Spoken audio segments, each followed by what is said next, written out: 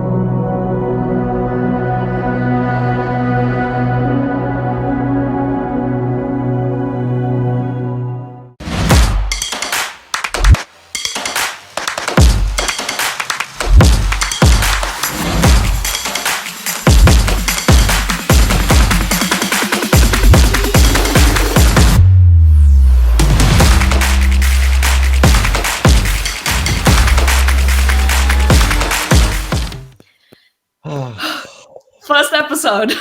Are you excited? I am. I cannot believe that it's finally here, that everybody here is watching it right now as it's going on. Before we start, I would just like to give a big thanks to Gwyn, mainly, for coming up with this idea and making our creative juices flowing, and also to everyone else for taking the time to tune in and for everyone sticking around and joining us on this journey. Thank you so much. It literally means the world to us. Thank you so much. I also want to give a thanks to the whole entire International Brotherhood of Magicians, because if it wasn't for them, I would never have met Anja. I mean, it has to be because of them, right? Am I right about that? Yeah, definitely. we met at the Lance Burton Teen Seminar in 2022. Yeah. Yes. So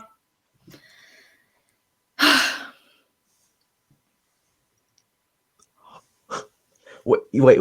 You'll never guess who I just got for our very first interview. You'll never be able to guess them. Oh, well, don't keep the audience waiting.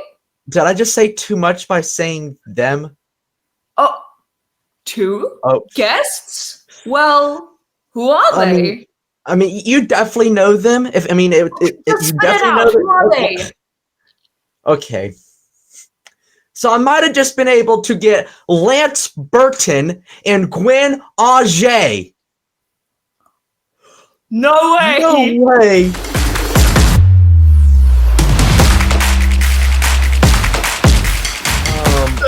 So just really quickly before we start, just thank you both so much for agreeing to do this and allowing us to steal a little bit of your very, very busy days. Thank you so much. You're welcome. Of course. You're in South Africa? Mm-hmm. Yep. Nice. And Colin, where are you? North Carolina, Charlotte, North Carolina. Oh yeah. And Gwyn and I. So we got 4 different time zones going on right now. One of us is in Canada. One of us is a liar. And Rocky's right there. He might take a nap. He definitely has to make an appearance during this interview at some point. Yeah. He might wait that. And maybe Cat's coming by. Yeah, the cats usually make appearances. Max is pretty friendly. If a cat fight breaks out, I have to jump up and stop it. I have a broom. Gwyn, I'm the magic assistant. And I am Lance Burton, Master Magician, and I'm here in Canada, as you can see by my shirt. Don't listen to him. He's a liar. But thank you so much for joining us. And how about we just get right into the questions? So jumping straight into this right off the bat? Yeah, I mean, why not? Yeah, sure. You guys introduce yourselves too. You're the young magicians from the teen seminar. I'm Anja. I'm from Cape Town, South Africa, and co-host of the podcast. And over on that side, we I'm have. Colin. I'm Colin Eliezer from Charlotte, North Carolina. I'm also the co-host of Across the Hemisphere. So something that I'm wanting to figure out about both of you is what was like a big highlight of your career? Starting with Lance. Highlight of there's been so many amazing highlights that have been brought to me through magic. Probably my first really big break in show business was appearing on the Tonight Show with Johnny Carson, and that was October 28th, 1981. It's an interesting story how I got on the Tonight Show. In 1980, the International Brotherhood of Magicians held their first gold medal competition, and I went and entered and won the gold medal. And then they invited me back the next year at the convention. The convention was held in Pittsburgh, Pennsylvania. So in 1981, I showed up not as a competitor, but as a performer on the gold medal show.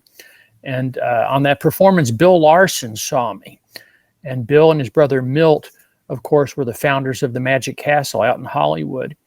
And they hired me to come out to the West Coast and appear on the It's Magic show, which is a big public show they did every year. And that's how I got my first Tonight Show. And Milt Larson was the guy who told me, hey, you're going to be on the Tonight Show opening night.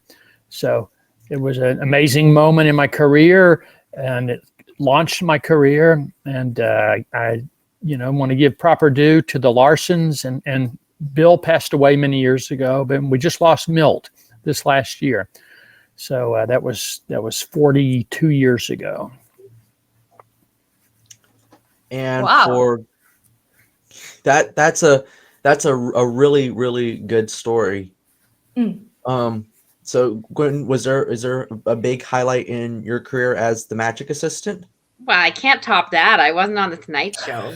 But I did get to assist Lance, actually, as the first assistant at the Magic Castle in Montecito, California, which was a second version of the Magic Castle. And I also this year got to lecture on being a magician's assistant at Blackpool, which was pretty cool. That is very, very, very cool. Now, just speaking of conventions in general, Lance, this is a question specifically for you. What inspired you to start the Lance Burton Teen Seminar? Well, this sort of happened by accident. Back in the 1980s, Joe Stevens from Wichita, Kansas, he had the Desert Seminar that he did every year in Las Vegas. And it was a very popular magic convention because it was held in Las Vegas, and everybody wanted to go and go see all the shows, the magic shows that were in Vegas at the time. So Joe was doing these conventions, and then one day Joe came to me and said, Lance, we never really had any young magicians coming to the Desert Seminar. We started it, basically as a close-up convention. But now we've expanded, and there's young people showing up, and we don't have any activities for them. So I was thinking, could you host a lunch with the kids and invite some of your professional magician friends and just sit and have lunch with the kids? And So they wanted you to be a babysitter for the kids? Well, yeah, glorified babysitter, I guess. So we had, the first year we had maybe 10 or 12 kids, and we had a table, each table had 4 people. So we'd put one professional and 3 of the kids at each table. And that's how it started. It started as a lunch. And then a few years later, Joe had sold the convention, and the guys that bought it came to me. And now by this time, I think I was at the Hacienda Hotel. And they said, we want to expand this lunch into a whole separate seminar. We want to have lectures and workshops and really, do this upright. And I said, well, listen, this is a great idea, and it's very ambitious, but I don't know how to do that. But I had been a guest lecturer over at Jeff McBride's mystery school. and his master classes, him and Eugene Berger would put on. And they really knew how to run a classroom and how to integrate teaching magic with the young people. And I said, if you can get Jeff and Eugene on board to run the classes, then I'm in. And that's what they did. They talked to Jeff and Eugene, and they got them. And we've been doing the teen seminar now for I don't know how many years, maybe 20 years now. Wow, that just really goes to show you how something as small and simple as a lunch can turn into this really big thing. I mean, really, it's thanks to the Lance Burton Teen Seminar that Colin and I met. We're 9,000 miles apart, but thanks to this one specific seminar, we met. And Yeah. this, And you got, and the amazing thing is, to me, this is magic that we can all talk to each other here on the on this meeting, because when we started, they didn't have all this stuff. So you guys would have met, and you might have sent each other a postcard. Well, and I think we got Anja involved because she joined us on one of the virtual IBM teen seminars. That's right. During the pandemic, we had to go. So that's how we got to meet virtual. Anja. Yes. And I mean, the seminar has made a lot of people's careers. I'm trying to think. There was a couple of magicians who are in Vegas now that started in the seminar, if I'm not mistaken, correct? Yeah, and traveling around, Bill Cook was there, Jessica Jane, Alex Ramon was in the contest one year, and I just saw a couple of weeks ago the Foolers show, and Jessica and Alex are both in the show. So half of the cast are Lance Burton Teen Seminar alumni. Now, have you ever had that moment on stage where an audience volunteer doesn't play along? And if yes, how did you handle that situation? Oh yeah, when you're doing audience participation, you never know what's going to happen. So you always try to be prepared with backups, and don't be afraid to improvise and go a different route. Many times, I've had volunteers that were difficult. One time, I used to do this trick. I did it on one of my TV specials too, where you borrow a kid's shoe and you kind of destroy it. You burn it up, and then I make it disappear, and then a few minutes later it reappears, and it's a fun routine. So when I was doing that in the live show, and the concept is that you're going to show him the famous handkerchief trick, and you get a little kid up, and so you say, "Oh, can I borrow your handkerchief?" And of course, the kid doesn't have a handkerchief, so then you say, "Oh, gee, I really don't want to leave this trick out of the show. It's so good. Well, can I borrow your shoe?" And you get his tennis shoe, and you do the trick with his tennis shoe. So one time I got a kid up. He was about, 5 years old, I guess. And I said, "Oh, could I borrow your shoe?" And he's like, "No." and that's happened before. And so I would go, "Oh, no, it's okay. I'll give it back at the end. I just need it for the trick." And kid just shakes his head. "No, I'm not giving you my shoe." And I said, let me check with your mom. And I find the parents, and I say, could you tell him it's okay that, this is all part of the, I really don't want to leave this trick out. And the mom is like going, "Billy, give him your shoe. It's okay. Give it to him." And the kid's like, "Nope, not getting my shoe." And this goes on for a couple of minutes, because it was getting laughs. But he just refused to take off the shoe. So I was like, "Well, okay." And I looked in the wings and I said, "Oh, throw me that box of Kleenex, would you?" And they throw me a box of Kleenex. And so I had me hold the Kleenex, and I take a Kleenex. And now I start doing the paper balls over the head, the slidini. And so I had to do a whole different trick because the kid wouldn't take his shoe off. So yeah, you gotta be prepared to improvise. So sticking on the line with this, I'm actually going to do two questions here because I think there's two questions. There's one question that'll cost you double.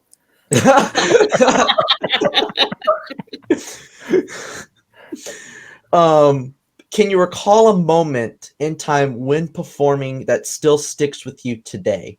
And the second question I want to put out there too, that may go along with align with Gwyn, is what's your inspiration when it comes to performing? Sure. There's many moments that kind of stick in your mind. A lot of times it's when things either go incredibly well or when it crashes and burns. those are the moments you tend to stick in your mind. Maybe one of the best moments I ever had on stage was I was looking for a kid to do the Miser's Dream with and vanish in the car. And there was a kid in the front row who was just perfect. He was just smiling and laughing through the whole show. And so I say, hey, what's your name, pal? And I forget the name of it. And he said, yeah, come. Oh, here, cats are invading. So I get him up on, I say, okay, come on, you're going to be my new assistant. Now this kid kind of leaps out of his seat, and now he goes right down on the floor, and now he's like crawling up the stairs. And I'm looking and I'm going, what's going on? And now I realize that the kid has a physical impairment. He has like a cerebral palsy or something, and he literally cannot stand or walk. But he is so excited to be part of the show that he's crawling up the stairs. And I, grab him and help him. And he was a little kid. He was like 6, 7 years old, 8 years old. And I'm sort of holding him because he cannot stand. And so now my mind's going, oh my gosh, what am I going to do? Well, I've invited him up. We're going to do this, but I can't hold him the whole time when I do the Miser's Dream. So I look there in the audience, and it's the mom and dad, and there's a sister there too. And she's a little older. She's like 12, 13, 14 years old, something like that. So I look at her and I say, is this your brother? She said, yeah. Could you help us? And she said, sure. She comes up, and so now she holds him. She like holds him under the arms. And now I do the Miser's Dream, and I just do the whole thing. And he is just, every time I produce a coin, he is just reacting, and it's getting this huge reaction because people in the audience at first, they're like, what's going on? What is this? And I figured out how to get around the problem that I was having, and got the sister involved. So I do the whole trick. It was great. Now I got to get the kid in the car and vanish the car. So now I open the door. I have the sister sit in the car, and I put the kid in her lap, right, and close it. Now it's working right, and I'm telling him, wave at the audience. And this little boy is just smiling and waving. This is the first time in his entire life that people are looking at him, not because of his handicap, but because he's a kid in a magic show. And he was just having the time of his life. I vanish him in the car, and then right after that, the hangman happens, and the girls come out, and they hang me, and I disappear. And then I come down the chandelier in the middle of the theater. So normally what happens is the chandelier comes down. I appear in the middle of the audience on top of the chandelier, and I'm waving to the audience. Chandelier comes down. I hop off the chandelier. My assistant, Karen, by that time has brought the kid around. I grab the kid's hand as I hop off the chandelier, and we both come running up the aisle and take a bow. So the chandelier comes down. I jump off. There's Karen with the kid. I don't even know where the sister is. She might have been standing there too. But I grab the kid. I throw him up on my shoulder. So now I got this kid on my shoulder, and I'm running down the aisle, and we're both waving and smiling. It was like the greatest moment in my entire career. The audience, the audience was just, they knew instinctually that this was a once in a lifetime moment that they were seeing happen. And that, this kid was so enthusiastic about being there and being part of the show. And this was maybe the greatest thing that had ever happened to him to that point. So that was one of those moments where you're like, okay, that was real magic. And now I forget your second question. What was that? So the second question is, what is your inspiration when it comes to performing? And this is for both Lance and Gwyn. So whoever wants to take control of this question, answer first. By all means, go ahead. The inspiration, so I could meet beautiful assistants. That's why I got into it. Gwyn? Well, there's a girl here in Calgary who I used to work with. For like 20 years, I worked for her. She runs Lit Cosmetics, and her motto was always no glitter, no glory. And she just kind of lives what she wants to do. And when I was told, you're the perfect size to be a magician's assistant, I was like, that's it. I'm in. Put me in. How do I do that? Where's the glitter? So do I get to wear glitter? Perfect. I'm in. So I just kind of try to live by that. And I mean, as far as inspiration, all of the other assistants that came before me, we all know Adele. I love Adele. Oh, yeah. And Pam, Joni. I know you said not to name magicians, but they're assistants. So does that count?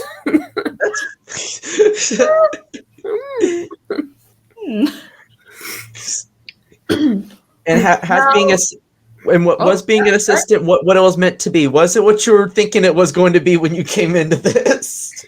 I have loved most every second of it. Yeah, like I got into it. My parents always taught me. I don't know if I can swear on your podcast, but they always taught me not to half-ass anything. Leave it out if you can't say it. Leave it out. So when I started doing it, I took it and ran with it. So I started interviewing other assistants. Which is how I actually got to meet. Well, I met Lance before, but that's how Lance and I got to be friends. So I got to interview one of his assistants for my articles in Vanish magazine. Yeah, Joelle. You interviewed Joelle. Yeah. She's great. And kind of on the topic of assistants, when I kind of started performing, I remember someone said that it's always the assistant that makes the magician look good. Do you think that's true, or do you believe it's more of a conjoint effort between the two of them? I think we certainly try to make them look good. Sometimes we make them look better than they actually are. No, I'm just kidding. So what you're saying is it depends on what raw material you have to work with. It's true. It is true. It does depend on what you have to work with. There's definitely been times where it's been more of a joint effort or partnership, and there's definitely been times where I've had to cover things up and make them look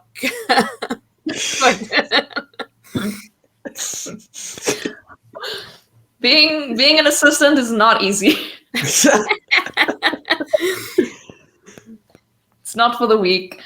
And just in layman's terms, what would you consider a box jumper? Do you think only assistants can be box jumpers, or do you think magicians can sometimes also be box jumpers? What makes a box jumper? Lance, what do you think? Oh, what do I think? Box, I was always taught box jumper was a term of endearment for assistants to illusionists. It's a box jumper is an assistant, but a special type of assistant. Some assistants will come out and, bring a prop and then walk off with it. And basically that's all they do. But a box jumper is a girl that will actually appear and disappear and jumping in and out of boxes. So I've always known it to be as a term of endearment. I've never found it a derogatory term. I know some people don't like the term box jumper, but again, like Lance says, it is a specialized type of assistant. The ones that do go in the boxes, there are assistants that work behind the scenes. There's assistants that work on stage, bringing things on and off, props and whatnot. There's assistants that, are up, like your light and sound tech could be considered assistants. So I've never thought of box jumping as a bad term. It just means you get to go in the box, and that's where all the fun is. Is it really all fun inside the box, though? I mean, Depends on how fast they spin that box around. Sometimes it's more like a roller coaster. Or a tilt-a-whirl and I want out. No, I'm kidding. In my show, I had 6 or 7 girls working in the show, and they would disappear and reappear and do all the traditional box jumping type things. But I also did a lot of transpositions in my show where I was the one that disappeared and reappeared somewhere else. And those are so I can speak a little bit to that, because those things are sometimes very physical. You have to get your body into tight places, and you have to do it quickly and efficiently, and you have to try to look good while you're doing it. But I always found it fun. I like those parts in the show when I would vanish from the stage and like appear up in the chandelier. That's 6 floors, 6 stories up. So and no harness. Yeah, that's right. I didn't have any harness attached to me. I had my wrist in a little loop. I don't know what you call it, but it was a little loop that I stick my wrist in and hang on, and I can control. And I had a little switch there that I can control the chandelier. And I had bad nights on the chandelier. A couple of times there was one point where sometimes as I was coming, and I'm standing in the chandelier. I'm standing on a metal platform, which is just about this big. Not very big, just big enough for me to stand on.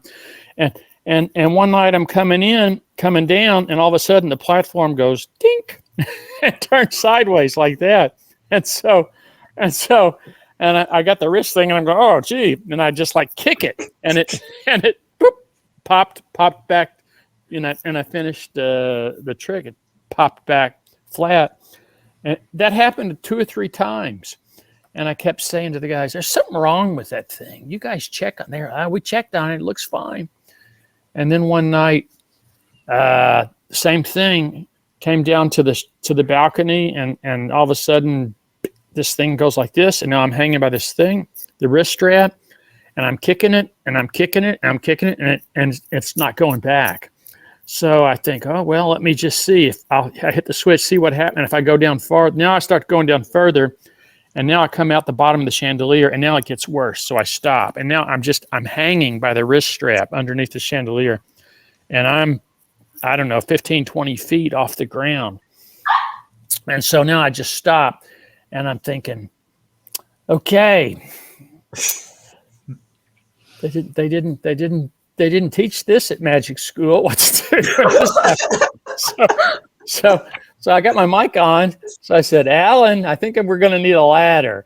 And my stage manager is Alan Bracken. So now like 6 guys dressed in black jumpsuits. My guys come running out from backstage with a ladder, and they bring it up, and the ladder's too short.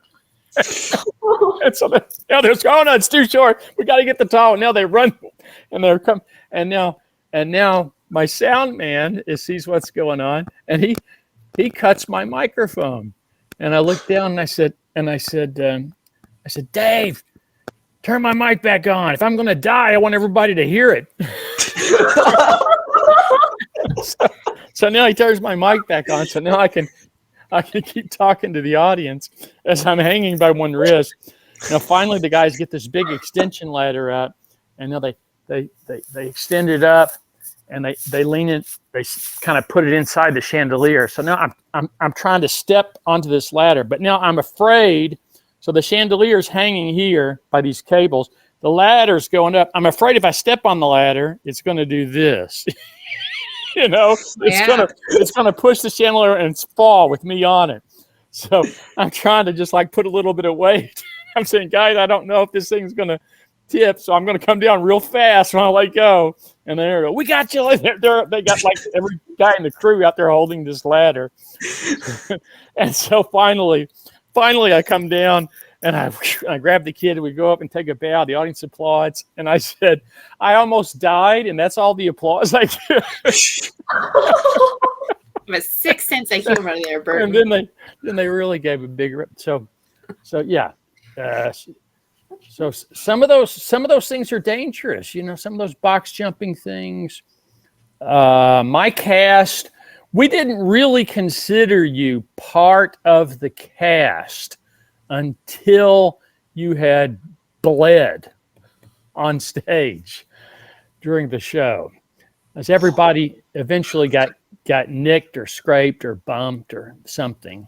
And when somebody got a little cut and bled a little bit, that was a cause for celebration that they were now officially part of the cast. Oh, and That's all, huh? Here's Talma. Yeah, I saw her. You've heard of Leroy Talma and Bosco. There's Talma. She doesn't want to say hi. No. She's a shyer cat. Yeah, she's shy. And speaking of funny mishaps that happened during illusions, Gwen, have you ever had something really funny and bad happen when you were in an illusion? Really funny and bad. Oh. Well, I used to do the Gypsy rope escape. So for funny, one of the audience volunteers that the magician chose. Now, to be fair, my brother lives in Ontario. So this magician had not met my brother. And he pulls my brother on stage because he's got the jacket. And it was this big flirty Gypsy rope escape. Oh, check here, make sure, like check right here, make sure the knot's real, make sure those are real. So what he's saying to my brother on stage.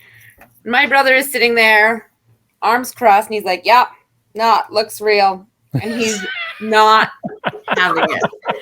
Like he wants zero part of this. And the magician's like, oh, okay. And so then he goes to pull the knot through. And this time, for whatever reason, the ropes hit me in the face.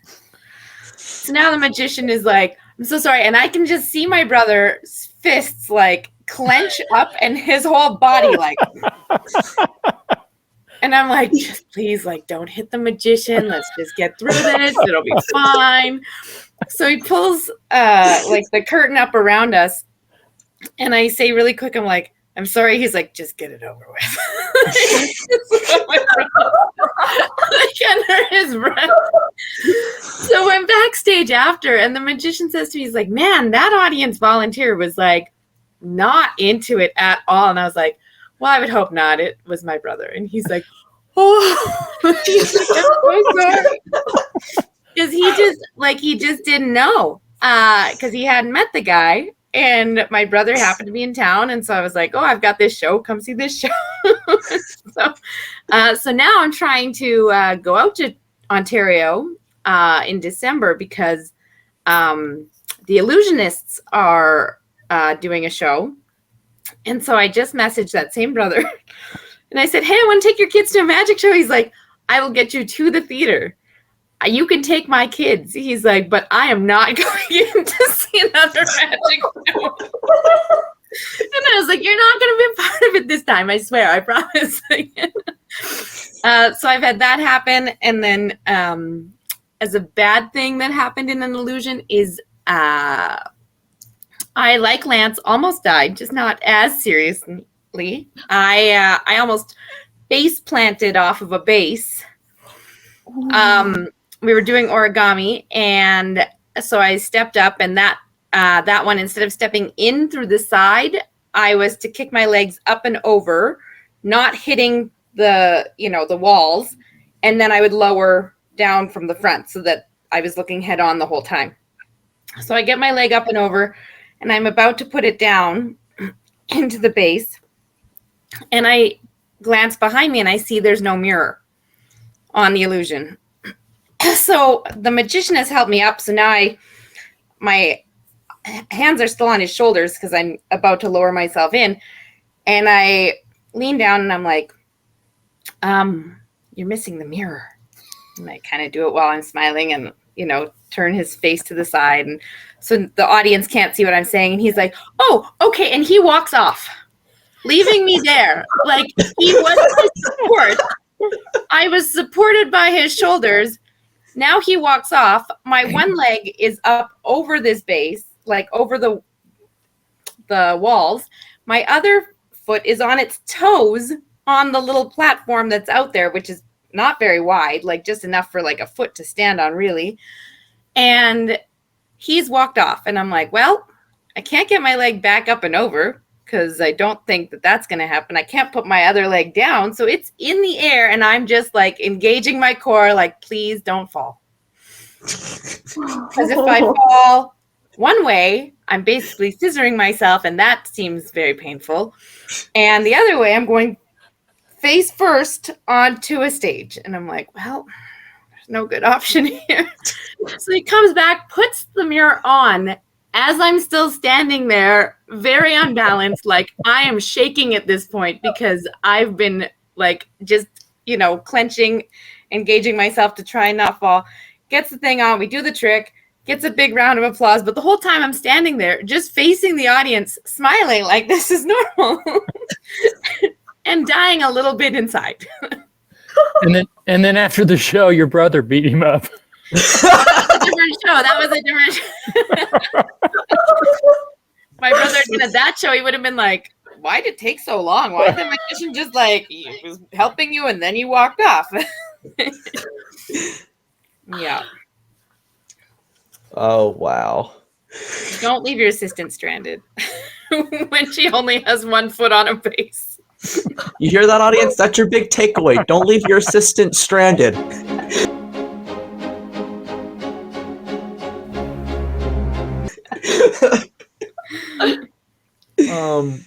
So you mentioned it early on in the interview.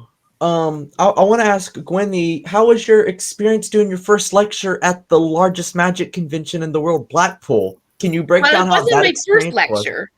Oh, that wasn't your first lecture? No, I've lectured at PCAM in, I think, 2013. And then I lectured at IBM last year in Atlanta. And then after the IBM lecture this year, I got to go and lecture at Blackpool. You guys were in Atlanta. You knew I lectured in Atlanta. See how quick they forget, Lance? These teenagers. They have a lot. They have a lot on their mind. We were just asking in case the audience doesn't know. Oh yeah. The audience. Oh, yes. Rocky didn't know. Rocky didn't know. Yeah, Oh. there's Rocky. Aw. No, There this he was is. my first lecture with actual grown-up lecture notes. I made them. Nice. But I had a blast in Blackpool.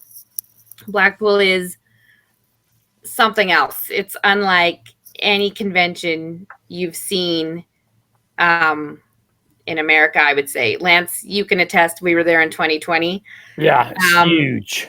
Blackpool's intense. It's a Huge. lot of magicians and a lot of walking. There was 5,000 magicians, I think, Yeah. when we were there, and we did the show. We did the Saturday night show, Lance Burton and Friends, and at the Blackpool Opera House. It was beautiful theater. Was built in the 1860s. So Abraham Lincoln was president when this place was built. But they've kept it up, and it has all kinds of every modern technology you can think of. They've got all the moving lights and the great sound system, and they had a video wall and everything. So it was a really top notch technically. And so anyway, we had a great time. Did 2 shows, and it's I think it was a 3,000 seat theater. Yeah, And, it's massive. But that's the biggest magic convention in the world. 5,000 magicians they get there. Yeah. And then so that was in February of 2020, and then we flew back to the States and we got home, and like 2 days later they shut the entire world down. Yeah. For the pandemic, and all the airlines, every airport was closed. So we got back home just in time. Wow. I don't know. 5,000. I just can't. 5,000 magicians. I know. I never saw the dealer's room. I know. To get there. You barely even saw Matt King. But I was bruised in 2020 after just walking through the dealer's room. It's crazy. 5,000 magicians. I had an absolute ball. The whole team at Blackpool runs such a well-oiled convention. Like, they have it down. It's smooth. They're all so kind. I got nothing bad to say about it. I loved every second of it. Twice. So another thing I want to get the opinion on from a magician, from an assistant, is every magician, every assistant has their style. How did you craft your style when performing? Well, yeah, that's a question every magician kind of asks himself when you're starting out, and really all you're doing is guessing at the beginning, and you really have to just discover who you are, and I think the way you do that is just through performance. You can rehearse, every day for 8 hours a day, but you're really not going to find out who you are and if your ideas are working until you put them in front of an audience. So. And that's basically what the whole teen seminar is about, just to encourage kids and say, hey, we like what you're doing and keep doing more of that. Get out and do some shows for real people. That's how you learn. Yeah. I would say glitter. And more glitter. When I started, my style was more to match the different magicians that I was working with. And then once I got more of a voice in the show, I was put into a show called A Brush with Death and Bunny Rabbits. And my style kind of found me accidentally. He took an image from a photo shoot that I'd done, which was me taking a bow, and put a severed head in my hand. And that became the poster.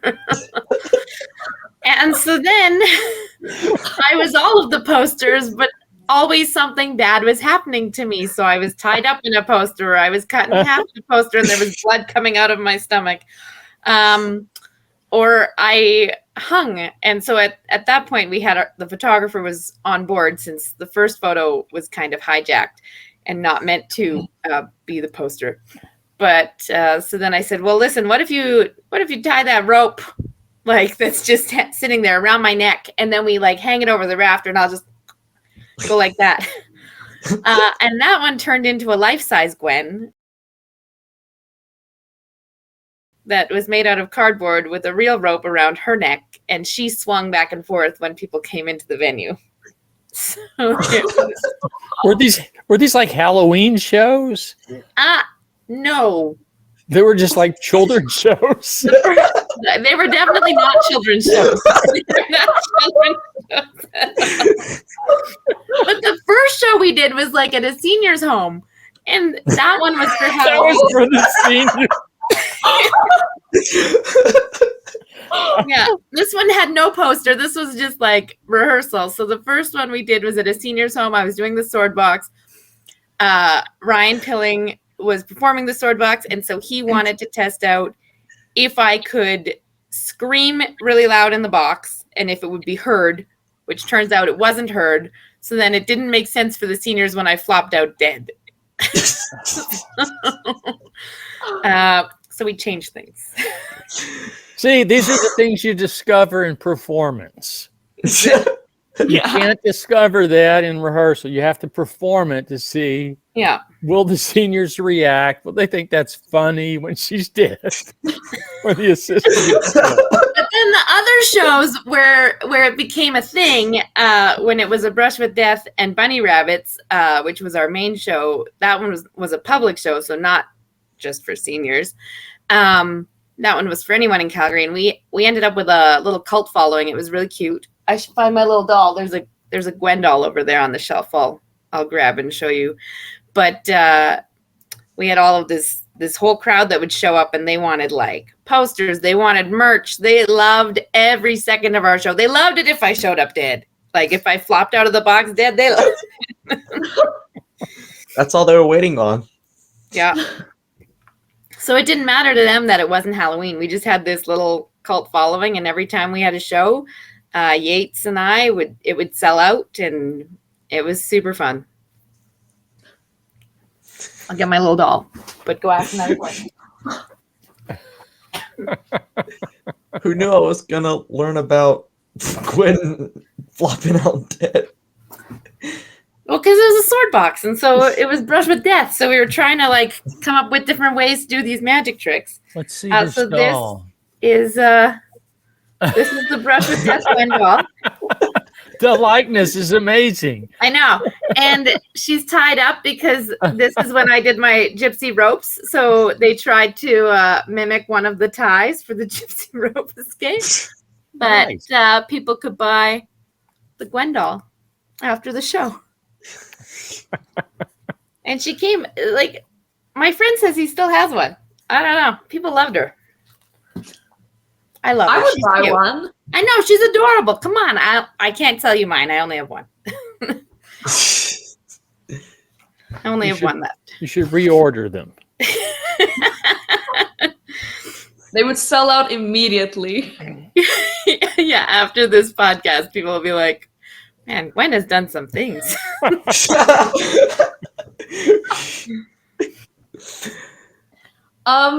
on a bit of a lighter note,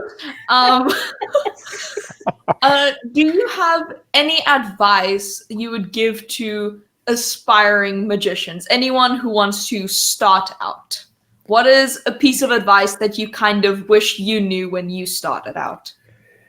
Yeah, this is advice. The best advice that I can give any magician is just go out and do shows for people. Go and perform anywhere you can. Don't worry about getting paid. Just go out and do shows, volunteer for charities or for nonprofits and, fundraisers. Anywhere you can find an audience, just go out and perform and do your stuff in public. That's how you learn. That's how you learn what not to do, and that's how you learn what to do. And eventually you go out and perform, you put yourself out there, you're going to crash and burn. You're going to have a horrible show. And after the show, you're going to feel horrible. And I say, congratulations. Now you're a magician. If you can bleed on stage during that show, then you're also a part of Lance's team. Now you're part of the club because I've crashed and burned, and Matt King has crashed and burned. Every great magician you've ever heard of has crashed and burned and had horrible, horrible shows. You got to go through that, and that's how you learn. You learn more from a bad show usually than a good show. True. I would say I would piggyback on Lance and say perform, do as many shows as you can for sure, even if you're flopping out dead in front of a bunch of seniors. But also just be yourself. Like, don't try to go on stage and be, Lance Burton if you're Colin. Go out and be Colin, Don't try to be David Copperfield or Mac King or Lance or Jeff McBride, or just be you. Unless you can be Batman. Well, yeah, if you can be Batman, then always be Batman. Yeah, always be Batman. Otherwise, be yourself. So the golden rules: perform, be yourself unless you're Batman. Then be Batman. Yeah. And when you crash and burn, that means you're part of a very important club. Bonus points if you're bruised up and bloody too. Yeah, if you're bruised up and bloody, bonus points. That's a good. Colin, I remembered you mentioning something you wanted to ask Lance about the coin toss. Oh yeah. So I heard this story, and I'm not fully understand. It was during the Abbott's get together. You're competing with Matt King, and the competition was decided by a coin toss. Well, sort of. This is what happened. In 1977, Mac and I both entered the youth contest at the Abbott's Magic Get Together. And we each received a letter from Neil Foster saying, "Oh, congratulations, you're in the contest, and you're all registered, and you will be performing on this day." So Mac was on, I guess, Thursday morning. There was a lot of kids in the contest back then. They had 2 or 3 days of competition. So the first day of the convention was Wednesday. So I don't think they had competition on Wednesday morning, but they had it on Thursday and Friday for sure. Maybe even Saturday. I don't know. I don't remember. But Mac got his letter, and he was on Thursday morning.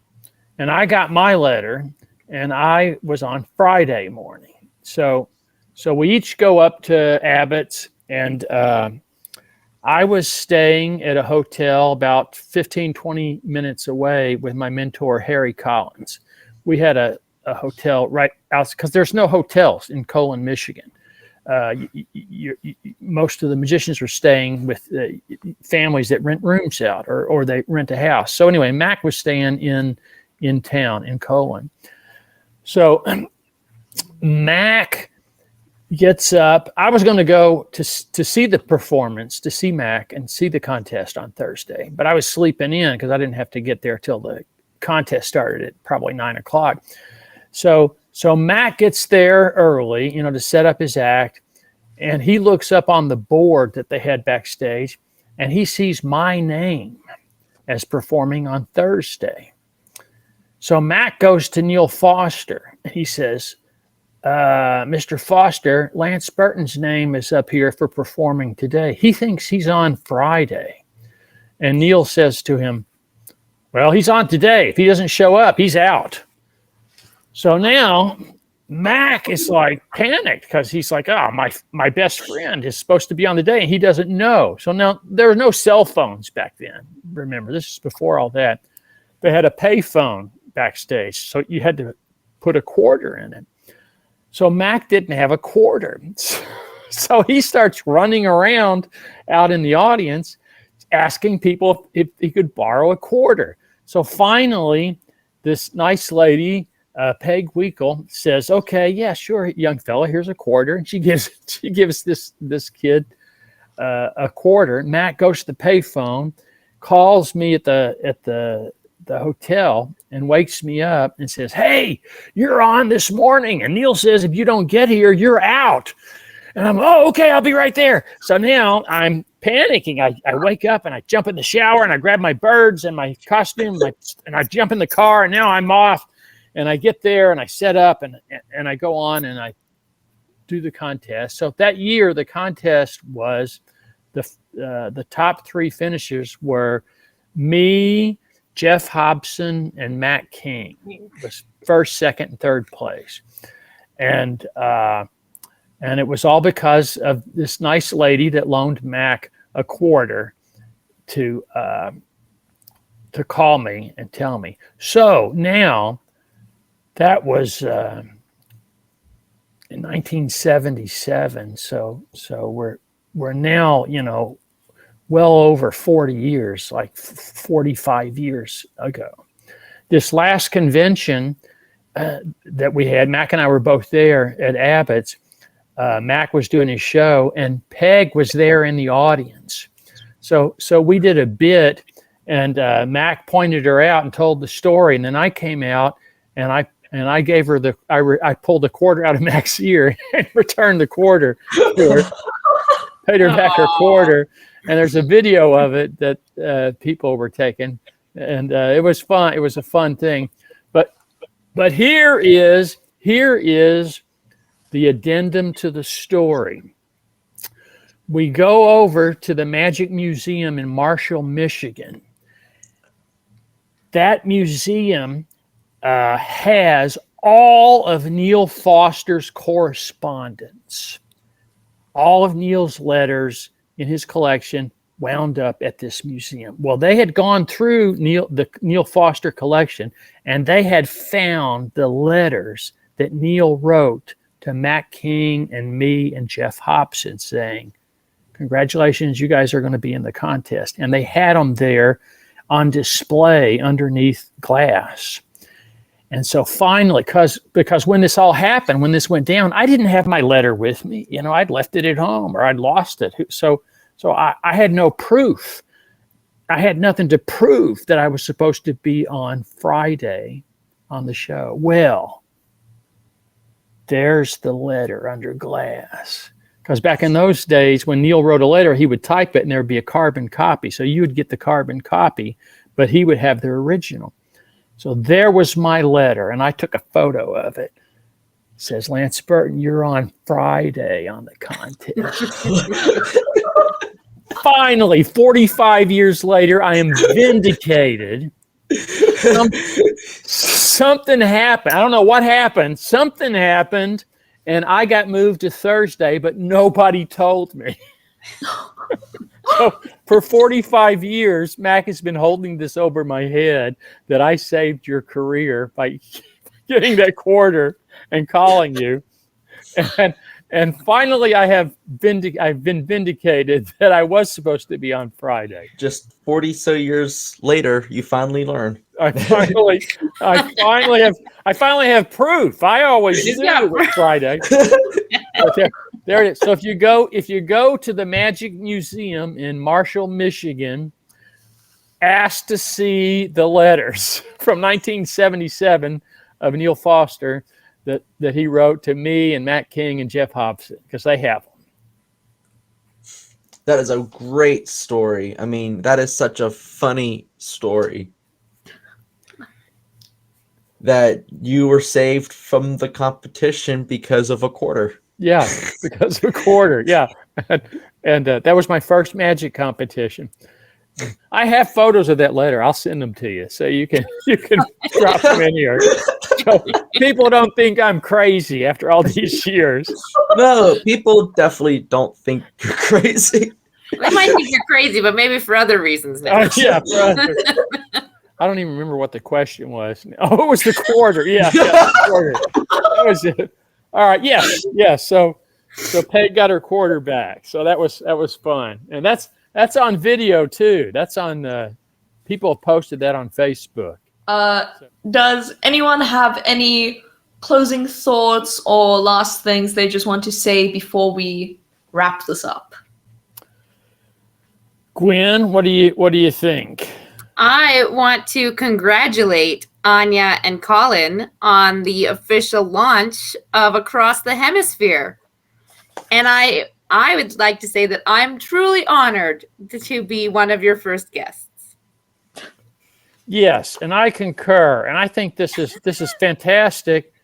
Again, that where the technology exists now, where we can all talk, being in different places, and you guys can collaborate on a project like this, being in different continents. This is real magic that this exists, because I don't know how any of this works. But this is, and I want to wish you good luck with this podcast, because this is also part of my legacy, because you guys met at the Lance Burton Teen Seminar. So I'm very proud of both of you. And I can't wait to see this podcast, and I can't wait to see what both of you and all the teens do in the future. I'm waiting to see their double competition act. Oh, yeah. Right? Oh. We will like to have them team up. No comment on that right now. There's things in the making. We'll just say that. Oh. Mm-hmm. More to come. This is not the only thing that we have talked about, and I might have just said too much there, so I'm going to bite my tongue and slowly just turn away, because but no, it's been so fun interviewing Gwyn and Lance. I mean, why not have the two people who really got this thing going for Anja and I to meet, met at the teen seminar, and then Gwyn is the one that came up with this idea. So of course we needed to feature you two as the very first guest, and I hope everybody out there who's watching this really enjoyed hearing their stories. Some good, some horrific, like dropping dead in front of elderly people. But still fun. Still fun. Still fun. I didn't Still say I was fun. proud of it. It was a Something that happened. it was a comedy bit. It's got its place somewhere, I'm sure. Yeah. Just, You just gotta just tweak between it. us, are you proud of it? I'll edit this out. No comment. All right, you guys, it's getting late here in Canada. You're not in Canada. Time. Lance can't complain. Anja, what time is it in South Africa right now? Everybody, let's do a time update. What time is it in South Africa right now? It's almost 2:20 a.m. Oh, wow. Yeah, she's Thank got you you for- beat there, Canada boy. Thank you for saying that. Yeah. It is 7:17 here in the evening here in Kentucky. It's 6:17 here in Calgary. And it's 8:17 here in Charlotte, North Carolina. Anja, end us out here. Close us out. Okay. Thank you so much for being our very first guest, taking a little bit of time out of your very busy days. We really appreciate it. And I hope everyone else watching this, I hope you enjoyed and I hope you could learn something, because really this is what magic is all about. Just being able to listen to other people share their experiences. And this is really what we want to do. We just want to share the love for magic with everyone here. So thank you so much for tuning in to the very first interview, and we'll catch you in the next one. And that was it. Did you enjoy that? I did. What an interview that was. Wonderful stories by a man who's been in the magic world for years. Yeah. What do you have like a favorite part of the interview? I mean, I know the whole thing was like really great, but what's like a specific moment that really stood out for you? Probably the story where Gwyn was telling us the story about being stuck in the magic illusion while the magician just walked off stage, leaving her there. I mean, Yeah. what common sense does that make, to leave your assistant stranded? That's the lesson. Don't leave your assistant stranded. If you take away anything from this, don't leave your assistant stranded. How about you? I'd say my favorite part would probably be when Lance talked about how the team seminar was formed. It's so incredible to think how something as simple as a lunch could develop into this like big thing that's been going on for years and years. I think it's just so cool. It's like kind of like the butterfly effect, you know? Yeah, just with how small it started I mean, how big it is now. I mean, how many people were at the last one? Was it 30? Yeah, between 30 and there were like some people coming and going. So I'd say about between 30, 35 maybe. Yeah. Yeah. It's so incredible. And I'm just so thankful again for everything that the IBM and the Lance Burton Teen Seminar have done for us. Because if it wasn't for them, this would have never happened. We would have never met. This would have never happened. And it's just so crazy to think about. Yeah, I mean, I know we keep saying it, but I mean, it's true. So this isn't really, I mean, it's Anja and I planning a lot of this, but it all really does come down to a full circle back to the Lance Burton Teen Seminar, and it's very similar to the magicians that he's named. Bill Cook, one of the biggest magicians right now, one of the hot magicians right now, came through the Teen Seminar. And now you see how popular he's become on TV. And it's kind of like a similar thing. Even though this has not reached that level, it still has come full circle. Yeah. So it really goes out to the program. Yeah. So if you know any young aspiring magicians, what's the age under 21? It's 12 to 21, right? The Lance Burton Teen Seminar? Yeah. It's 12 to 21. It's 12 to 19. 19? Yeah. 19. Okay. So if you know any aspiring magicians and you have the funds to go out to the teen seminar, please do it. It's one of the best programs. You learn so much like amazing magic, and just the knowledge that you get. It isn't the stuff that you can read in books. It isn't the stuff that you can like buy. It's really the stories and like them sharing the experiences, and definitely the friendships that you make along the way.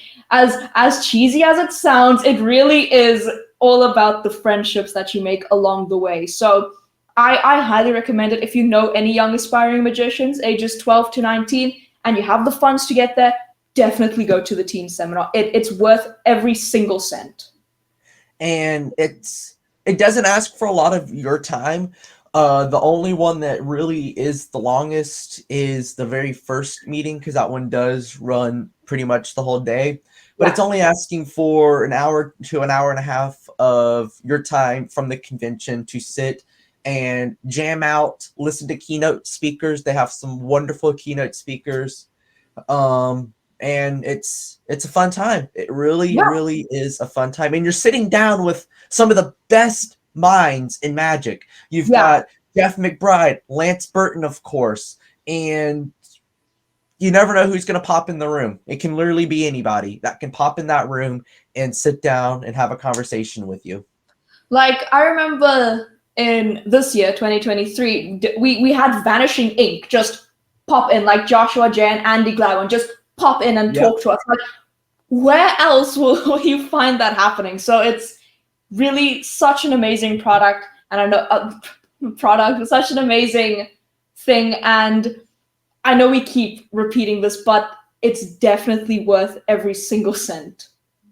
And if for those who want to know like the history of magic, some of the legends way back in, there is Larry Haas, who has all the information, has written numerous books on the history of magic, and he'll give you the philosophical side of magic, which really gets you to think, and is a really, really good lesson and really good learning experience there with Larry Haas as well. So check it out. Like I said, it doesn't ask for a lot of your time, so don't think you signing up to participate in this that you're going to lose any of the convention, because you really don't. And we all break for lunch, and we normally all go out to eat every single day of the seminar, and we'll sit around, have some lunch, we'll jam out with magic. There's always jam sessions going on. You never know when they're gonna happen. You can walk into the lobby of the hotel. Sometimes you're standing outside waiting for the elevator, and there's someone performing a card trick just on the ground. Yes. Or sometimes in the elevator even, because here's a story. You weren't here. I think you went back to get ready for a competition, but I hit the button to go up to my hotel room, and there's a guy in the elevator with his table sitting in the elevator doing card magic while we were standing in the elevator. Really? Yes. Oh my gosh. So that's all the fun stuff. And of course, it's magicians. We're all loose cannon, so you never know what's going to happen. Expect the unexpected. Yeah. And thank you everyone so much for giving us your time and watching this podcast, being willing to want to follow our journey, and we really, really hope you continue to follow us. Feel free to leave a comment with any suggestions, maybe future guests you might want to see on the podcast, or just anything. Really, we would love to hear from you. And as for who's up on our next episode, Colin, you want to tell them a little bit about that? Can't really say a lot. There's a few things I do want to say, because we want to keep it kind of low key and really don't want to expose anybody, because we want to keep everybody in the loop, but not giving too much, if you know what I'm saying. Let's just say this next person that will be featured as our featured guest has really become a name in magic in recent years. He, in 2018, went on tour with a really big named magician, and is very different when it comes to his performing style. He loves making things. Did I say too much there? Because that's all I'm going to say. He loves making things. Tune in. So tune in on the next episode of Across Across the Hemisphere.